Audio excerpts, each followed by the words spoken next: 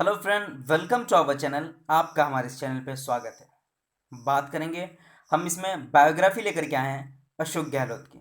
अशोक गहलोत की बायोग्राफी जिसे हम इसमें कवर करेंगे। ये वो व्यक्ति है, वो शख्सियत है, वो पर्सनालिटी है जिसके बारे में हर कोई जानता है। राजनीति का जादूगर भी जिसे कहा जाता है, जिसे एक अच्छा वक्ता तो नहीं लेकिन वो जादूगर जिसके बोलने में हर एक कला होती है, जिसमें डबल माने होते हैं, जिसमें ज़मीनों से लेकर के जो सत्ता के कुर्सी तक बैठे हुए हैं सबों को समझ में आती है।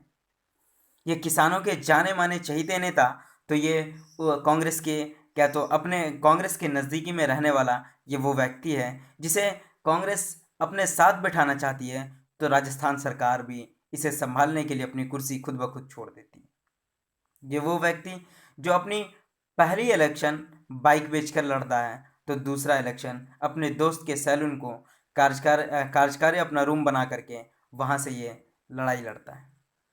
ये वो लड़का जो जादू दिल जो इलेक्शन का जादूगर जिसे कहा जाता है, जिसका कोई ना राजनीतिक करियर था न कुछ था। जादूगरी इसकी सब कुछ थी, लेकिन जादूगरी इसे यहाँ तक पहुँचा देगी शायद इसे ये भी पता न था। अशोक गहलोत के फादर भी खुद एक जादूगर थे। उसी के जादूगरी को सीखते सीखते अशोक गहलोत ऐसा जादू चलाया कि कांग्रेस की सत्ता का सबसे बड़ा लीडर बनकर उभरा, ये ज़मीनों का सबसे बड़ा लीडर बन के उभरा। लेकिन कोई जाना जाता है तो ज़मीनों से जुड़ा हुआ नेता जाना जाता है, या फिर सत्ता की कुर्सी पर चिपका हुआ नेता जाना जाता है। लेकिन अशोक गहलोत वो अपवाद है, वो एक्सेप्शन लीडर है जो सत्ता में रह करके भी ज़मीनों से जुड़ा हुआ है। ये गांधीवादी विचारधारा का लड़का महज 20 साल की उम्र में किसी की आंखों में ऐसे छा जाता है जैसे कांग्रेस में ज्वाइन होने के लिए उसे बुलाहट आ जाती है। ये वो लड़का जो संजय गांधी के सबसे करीब पहुंच जाता है, तो राजीव गांधी का राइट हैंड बन जाता है, तो सोनिया गांधी के सबसे नज़दीक और नियर होने के बावजूद कुर्सी उसके कदम चूमने लगती है। ये वो लड़का है। बात करेंगे हम आज अशोक गहलोत, थर्ड से third times CM of Gujarat, sorry Rajasthan, जहां अपने राजस्थान से भी लगाव रहते हुए भी 2001 के भूकंप में जब गुजरात बुरी तरीके से कह तो जूझ रहा था आपदा से, तो हाथ बढ़ाने वाला ये गहलोत अपनी सरकार में सीएम थे उस वक्त। इन्होंने ही सबसे पहले हाथ बटाया था गुजरात का। 2017 के उस इलेक्शन में जब गुजरात के अंदर इलेक्शन होने वाला था, तो गुजरात के अंदर कांग्रेस को जगाने वाला ये अशोक गहलोत, जिसकी हम बायोग्राफी कवर करेंगे। चलिए स्टार्ट करते हैं biography for Ashok Gehlot, who is right now CM of Rajasthan, and he is the third times CM of Gujarat. Now let's start the biography of Ashok Gehlot. First screen on the screen, you have to see Ashok Gehlot biography, age, birth, early life, family, education and political journey, achievement क्या क्या रही है अशोक गहलोत की, हम उसके बारे में बात करेंगे। अशोक गहलोत ये एक ऐसा लड़का जिसके साथ रहने वाला भी इसका विरोधी, तो इसके अगेंस्ट पार्टी का भी विरोधी, तो कभी इसे कहा जाता था एवरेज लीडर। तो पता नहीं था कि ये एवरेज लीडर एवरेज कर कर सबको आगे बढ़ जाएगा। ज़िंदगी के करियर में इसके बहुत उतार चढ़ाव रहे हैं, लेकिन पॉलिटिक्स में ये माना जाता है कि उतार चढ़ाव तो रहना ही होता है, लेकिन क्या पता कि जिसके साथ रहते रहते उसे भी नीचे दबाकर ये कुर्सी पर पहुंच जाएगा। बात इस जादूगर की है।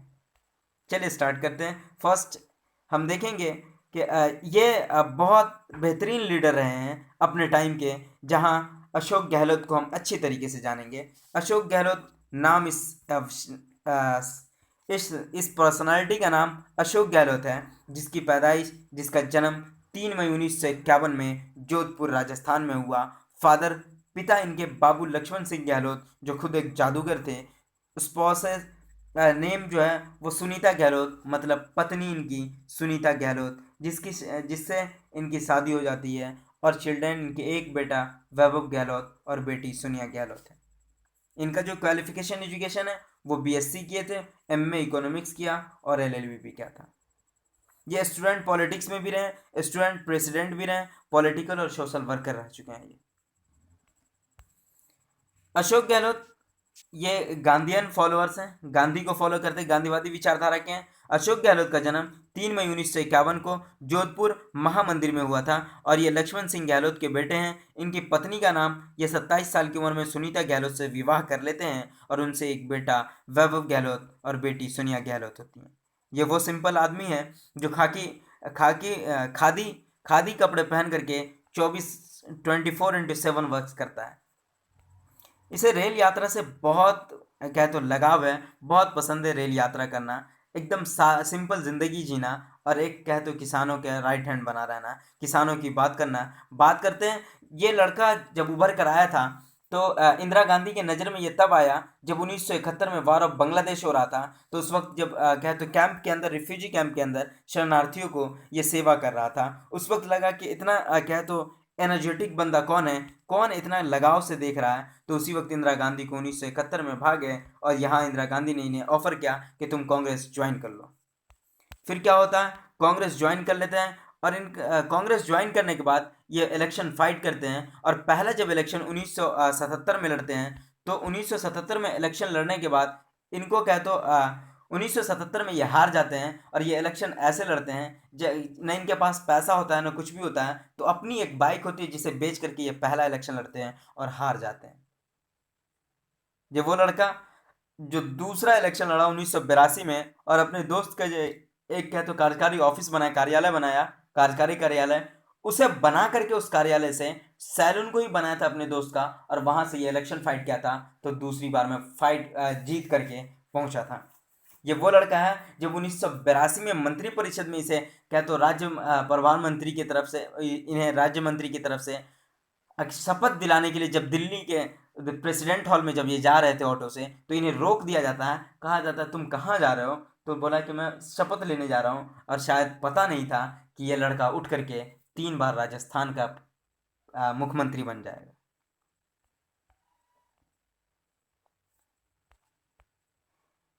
इनकी करियर जो स्टार्ट होती है वो हम देखेंगे कि अशोक गहलोत यूनियन मिनिस्टर में इनका क्या रोल रहता है। वो क्या तो पुअर के ऑलराउंड डेवलपमेंट की बात करते थे, वो फोकस रहते थे। नहीं तो cabinet laid off mister Indira Gandhi के, मिसेज इंदिरा गांधी के टाइम में भी रहते हैं, राजीव गांधी के टाइम में रहते हैं, पीवी नरसिम्हा के नाम के टाइम में रहते हैं, यूनियन मिनिस्टर थ्राइस टाइम बनते हैं।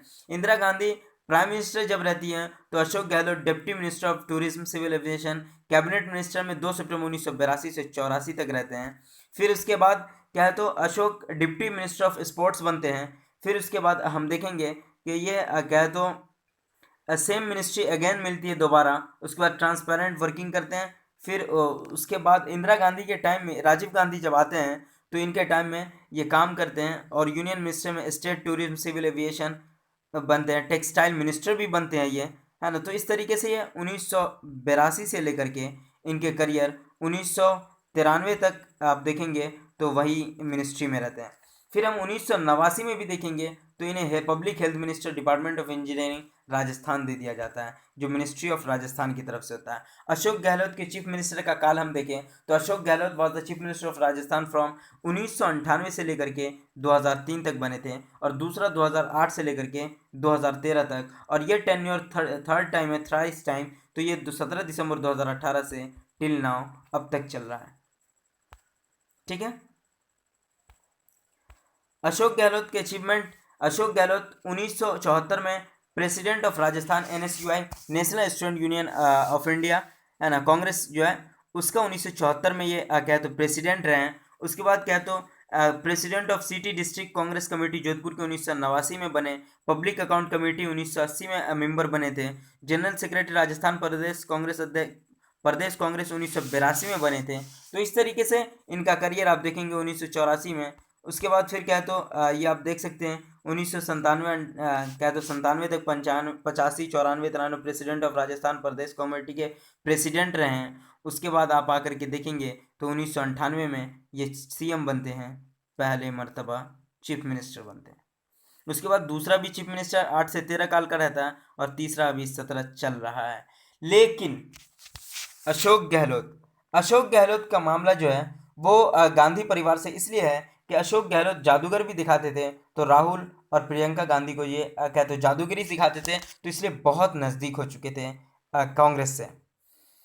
कांग्रेस से ये संजय गांधी की आंखों का तारा था, तो राजीव गांधी का राइट हैंड। ये ओल्ड गार्ड जो सिस्टम था उसे राजीव गांधी बहुत चिढ़ते थे और कहते थे नहीं, युवाओं को प्रमोट करना चाहते हैं, तो राजीव गांधी गहलोत को राजस्थान भेज देते हैं और यहीं ये गहलोत सारे यंगों को जोड़ करके फिर से ये अपना काम कर देते हैं। हम आपको बताते चलें कि 1951 से लेकर के 1977 तक जो कांग्रेस पार्टी की सरकार थी सारे स्टेट्स में और राजस्थान में भी, 1977 से 80 तक जनता पार्टी की सरकार चलती है, भैरव सिंह शेखावत यहाँ आगे होते हैं। फिर 1980 से 90 में जो होता है वो कांग्रेस की सरकार होती है, तो यहाँ हरिदेव जोशी सीएम होते हैं। 1973 से 77 भी हरिदेव जोशी ही रहते हैं, लेकिन हरिदेव जोशी और गहलोत एकदम एक दूसरे के क्या तो बहुत पावरफुल नेता होते हैं कांग्रेस के। बात आती है कि हरिदेव जोशी बूढ़े हो चुके होते हैं और इसी बीच एक गेम चलता है जिसमें राजीव गांधी को कह तो अलग रास्ते पे पहुंचाने की कोशिश करते हैं, लेकिन राजीव गांधी हरिदेव जोशी को समझ जाते हैं और वहां से पत्ता साफ हरिदेव जोशी का कर देते हैं और अशोक गहलोत के हाथों में 1998 में वो कुर्सी पहुंच जाती है। 1993 से 98 के बीच जो होती है वो भैरव सिंह शेखावत होते हैं जो फाइट करते हैं। भैरव सिंह शेखावत से फाइट करने के बाद ये वो गहलोत है जो एक वोटों से हरा देता है। जाटों के आंदोलन में नटवर सिंह मदेरना, ये भी सोनिया गांधी के टाइम में 1998 वाला जो इलेक्शन था उसमें बहुत सारी मुश्किलों का सामना करना पड़ रहा था, लेकिन उस वक्त देखा जा रहा था कि 1998 के इलेक्शन में जो हुआ था उसमें सोनिया गांधी अध्यक्ष थी और यहाँ जाट आरक्षण भी चल रहा था। तो जाट आरक्षण का नेता देखेंगे तो नटवर सिंह और मदेरना थे, लेकिन अशोक गहलोत इसमें वो थे जो जाटों को भी अपनी तरफ कर लिए थे। मदेरना एक अलग था, उसे भी अपनी तरफ कर लिए थे और आकर के 1998 में वो लड़का मिला जो सोनिया गांधी के सबसे नज़दीक था और कुर्सी और सत्ता इसी को मिली और यही मुख्यमंत्री बना। इनका जो बैकग्राउंड था ये 1971 में ही मैं पहले बता चुका हूँ कि वहीं सोनिया गांधी को इंदिरा गांधी को मिले थे और वहीं ये सब कुछ किए थे। Thank you so much. ये रहा कह तो अशोक गहलोत की बायोग्राफी। इसके बाद लेकर के आएंगे वसुंधरा राजे की बायोग्राफी। तो फिर मिलते हैं नेक्स्ट वीडियो में। Thank you so much.